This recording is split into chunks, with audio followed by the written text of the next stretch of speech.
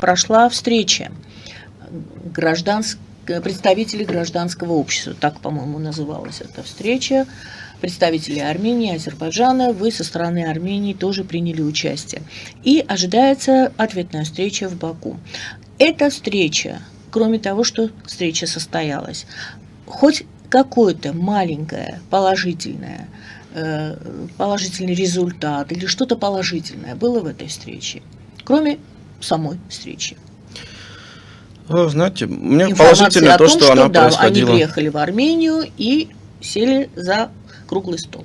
Положительно то, что она происходила на территории Армении, и положительно то, что это будет потом происходить на территории Азербайджана, потому что все-таки такие встречи, они происходят, наверное, с конца 80-х годов, если мы говорим о также попытках неправительственного сектора контактировать, в том числе по конфликту армяно-азербайджанскому. Но не на наших территориях, на нейтральных. Были также случаи встреч на армянской территории, на азербайджанской. В 90-е годы были такие обмены, в начале 2000-х было.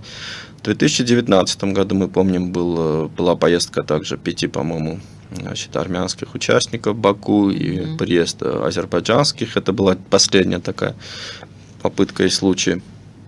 Я думаю... Предвоенная. Да, предвоенная, и, конечно, она была такая несерьезная также по намерениям. Да, мы были очень далеко, наши позиции были очень далеко, был конфликт, и мне кажется, что все-таки гражданское общество и в Армении не имело механизмов решения конфликта. То есть для нас было нормально то, что сложилось в 1994 году. Для них это было ненормально, и говорить о том, что было бы допустимо для нас и для них, не имело смысла. Это была слишком большая дистанция. Сейчас эта дистанция гораздо меньше, потому что конфликт закрылся не очень хорошо для армянской стороны, мягко говоря, да, но все, что может быть по эту или по ту сторону, это уже слишком неадекватный сценарий развития. Следовательно, мы можем обсудить, и у нас есть повестка, у нас есть Вашингтонские договоренности, да? У нас происходит, как было отмечено, в этот же день, во время день встречи, было объявлено об открытии транзита для Армении. Соответственно, у нас новая повестка также для обсуждений. Как правило, речь идет уже о двусторонних отношениях. Речь идет о восстановлении каких-то нарушенных контактов, в том числе, например, в приграничной зоне и так далее, и так далее. Я считаю, что это более конкретная повестка. Я считаю, что уже наши позиции, они гораздо ближе, чем были раньше. То есть, и, следовательно, надо попробовать по итогам одной встречи все-таки экстраполировать какие-то выводы, наверное, сложно, но мы сделали свои предложения, азербайджанская сторона свои. А вам позволено чуть-чуть раскрыть вот эту завесу и сообщить нам хотя бы одну тему, которую вы обсуждали, что было уже обоюдное обсуждение? Вы друг друга на самом слушали? деле, да, многие участники, они уже высказали, что мы обсуждали. Конечно, конкретно все... Нет, конкретики не было. Борис Новосардян у меня был в гостях, я ему очень благодарна, он тоже очень интересно рассказал об этой встрече, но все-таки конкретно, хоть один пример по одному вопросу. Не общий такой.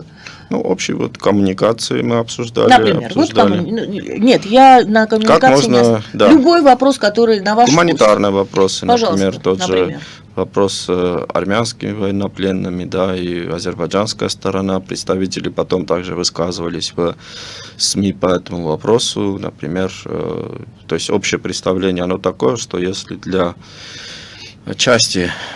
той части армянских, то есть военнопленных, да, или лиц, Азербайджан считает, что это просто, подсудимые, преступники и так далее.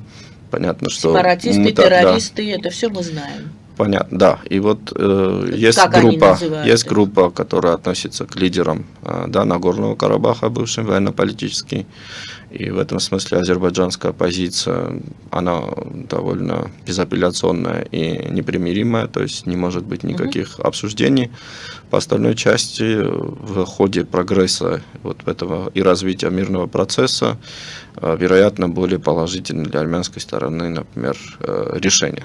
Вот один из конкретных примеров. Это значит, что они могут быть теоретически, если у нас будет прогресс в этих отношениях, возвращены в Армению. Но все, кроме этого военно-политического руководства Нагорного Карабаха. То есть один из таких вопросов, понятно, что это самый болезненный для нас вопрос. Второй вопрос как раз связанный с терминами историческими, в том числе, или Зангезурский коридор и так далее. Да. Это здесь вызывает наибольшее, так скажем, раздражение, да, и не способствует, да, к созданию атмосферы мира. У азербайджанской стороны восприятие, оно более широкое. Конечно, я полагаю, что оно не совсем, конечно, удовлетворяет армянскую сторону, но они видят это не как конкретный участок, который пересекает территорию Армении, а как более широкий участок. И отсылают к тому, что есть, например, Восточный Зангезур, вот так, на их территории. Да. Но мы же тоже можем назвать, по-разному можно назвать, правильно ведь? Да, можно назвать по-разному. Ведь это же условные названия. И вовлекаться в эти конфликты. Но важно то, что все-таки формальная сторона, это вот можно судить по последним таким месяцам, да, все-таки формальная сторона и договоренности, которые были достигнуты в Вашингтоне, они являются рамками того, что у нас будет на земле. А вот как это будет называться? Ну, кто-то будет называть так. Понятно, мы не будем называть так. И понятно, что было бы желательно, и чтобы не было таких разночтений, но я считаю, что очень гораздо важнее, какие будут регулировки, да, этой дороги, и когда она заработает. Все-таки это тоже очень важно, и нельзя затягивать, да, этот процесс. Мое видение заключается в том, что, я забыл упомянуть в начале, что нельзя зацикливаться на трипе, потому что в лучшем случае он будет заработать года через 3-4, на мой взгляд, потому что там много участков, которые нужно восстановить. И если мы хотим нормальную дорогу, нужно потратить больше усилий. Да? То есть, в принципе, если мы хотим что-то быстро работающее, быстро открыть, и потом это будет плохо работать, это, в принципе, в советское время так делали, построили дорогу, а потом еще 10 лет ее дорабатывали. Вот нам нужно все-таки какие-то другие решения. Но у нас есть другие дороги, как я отметил, автомобильные пути есть, которые 2 КПП восстанавливаем на армяно-турецкой, армяно-азербайджанской границе, и самый короткий путь из Турции в Азербайджан открыт. Да? Вот, например, если вы едете из Грузии, самый короткий потенциальный путь это вот Карцахи, Ахалкала, Кицалка и далее Красный мост в Азербайджан и далее Баку. Вот по территории Грузии эта дорога займет где-то 4,5, почти 5 часов. Вот по территории Армении, чтобы попасть из Карса, например, в Газах, вам потребуется где-то 3 часа. 3,5 максимум часа. Там еще нужно складывать путь до Карса и Газаха, то есть там еще час где-то. То есть у нас разница где-то 2,5 часа. Вот между этими маршрутами. И понятно, если вы водитель и вам говорят, по какой дороге поедете. А безопасность? Понятно. Безопасность – это важный вопрос. Этот вопрос беспокоит, конечно, азербайджанскую сторону. Этот вопрос беспокоит армянскую сторону, да, потому что все, что мы будем делать, то есть все, что делает Азербайджан, по идее, должны делать также мы.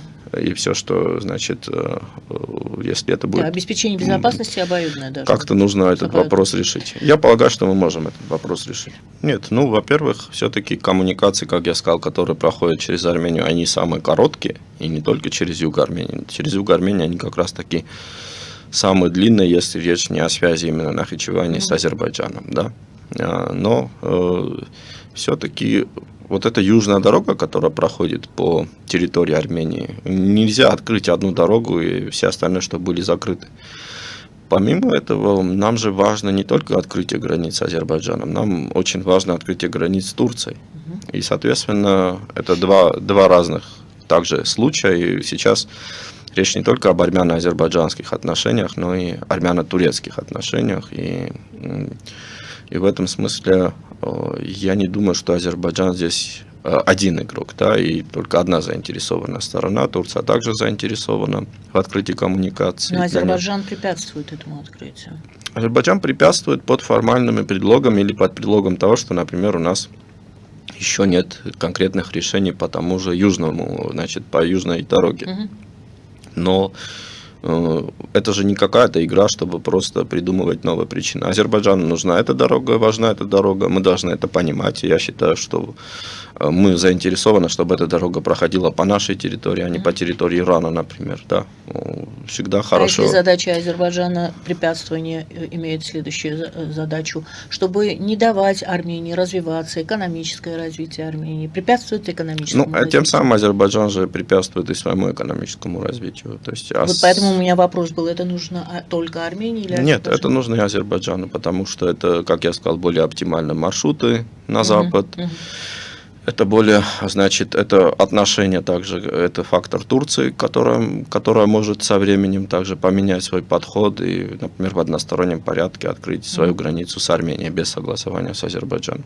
Это ведет к тому, что Азербайджан получает более такой привлекательный образ также в международных коммуникациях. Это важно и нам, и Азербайджану. На самом деле мы сейчас придумаем сценарий, как напугать друг друга, но да, вот мы заинтересованы в том, чтобы через нашу территорию проходили международные коммуникации. Сейчас исторический момент, чтобы это проходило именно через Южный Кавказ, и, соответственно, мы должны работать над этим. Да? Плюс это ведет к тому, что улучшаются отношения Азербайджана с условным Западом. Азербайджан подписывает на фоне нормализации с Арменией договор о стратегическом партнерстве с Соединенными Штатами, скорее всего, но это тот договор произойдет. Работает, а с Арменией, может быть, он прекращает? Нет, я не думаю, что понимаете, так произойдет. Я думаю, это взаимосвязано, и Азербайджан получил эту возможность именно потому, что пошел на этот шаг. Следовательно, поскольку эти отношения очень важны для Азербайджана, отношения с Западом, я не думаю, что у нас такой детский садик, да, извините, где можно принимать такие серьезные решения, а потом от них отказаться. И, собственно, Алиев об этом, кстати, говорил, что мы считаем, что это значит, мы очень серьезно относимся к этим договоренностям и считаем, что это также с армянской стороны, это не, значит, договор между Пашиняном и Алиевым, а между Арменией и Азербайджаном.